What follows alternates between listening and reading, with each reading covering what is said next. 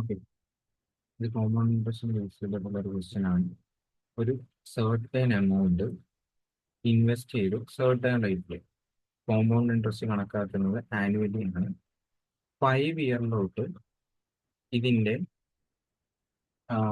To an amount grows to an amount in 5 year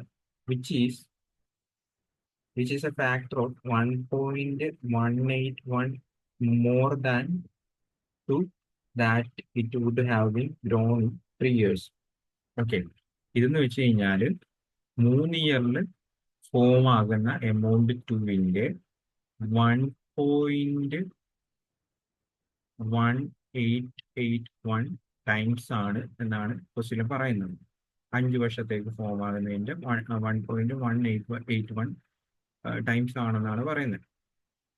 okay, അപ്പോൾ നമുക്ക് വേണമെങ്കിൽ ഇപ്പൊ തേർഡ് ഇയറിലുള്ള എമൗണ്ട് ടുവിന് ഞാൻ 3 എന്ന് പറഞ്ഞെടുത്തെന്ന് വിചാരിച്ചത്. അതേ into 100 plus x divide by 100, വീണ്ടും 100 പ്ലസ് എക്സ് ഡിവൈഡ് ബൈ 100 ആയിരിക്കുമല്ലോ ഈ പറയുന്ന 5th ഇയറിലോട്ട് ഫോം ചെയ്യുന്ന എമൗണ്ട് ടു.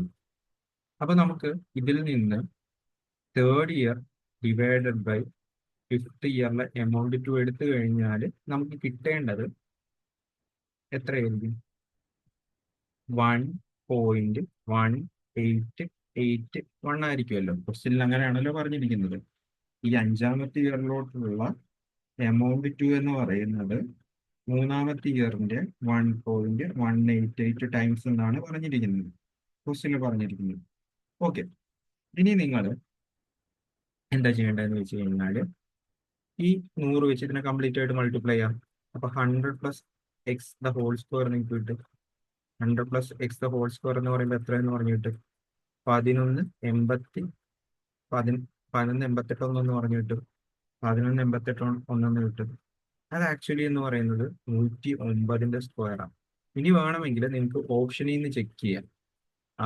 അതായത് ഏതിട്ട് കഴിഞ്ഞാൽ ഈ പറയുന്ന രീതിയിൽ എക്സിന് ഏത് വാല്യൂ ഇട്ട് കഴിഞ്ഞാൽ ഇതിൽ ഏത് വാല്യൂ ഇട്ട് കഴിഞ്ഞാൽ ഈ ഒരു വാല്യൂ കിട്ടുമെന്ന് നിങ്ങൾക്ക് വേണമെങ്കിൽ ചെക്ക് ചെയ്യാം. അതിൽ തന്നെ 8ഉം 9.2 എടുക്കണ്ട, കാരണം അതിന്റെ ലാസ്റ്റ് ഡിജിറ്റ് ഒരിക്കലും 1 വരത്തില്ല. ശരിയാണല്ലോ, ലാസ്റ്റ് ഡിജിറ്റ് 1 വരത്തില്ല.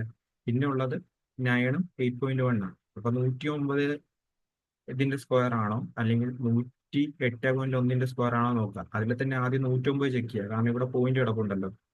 അപ്പോൾ നിങ്ങൾക്ക് ഏതായാലും ഉറപ്പായിട്ടും ഈ ഒരു ഓപ്ഷൻ ആയിരിക്കും കിട്ടാൻ പോകുന്നത്. ഇതിപ്പോ 109ന്റെ സ്ക്വയർ ആണ് ഈ കിടക്കുന്നത്. സോ എക്സിന്റെ വാല്യൂ എന്ന് പറയുമ്പോൾ എത്രയായിരിക്കും, അല്ലെങ്കിൽ റേറ്റ് പെർസെൻറ്റേജ് എന്ന് പറയുമ്പോൾ എത്രയായിരിക്കും? 9%. സോ ഇതായിരിക്കും ഫൈനൽ ആൻസർ ആയിട്ട് കിട്ടാൻ പോകുന്നത്.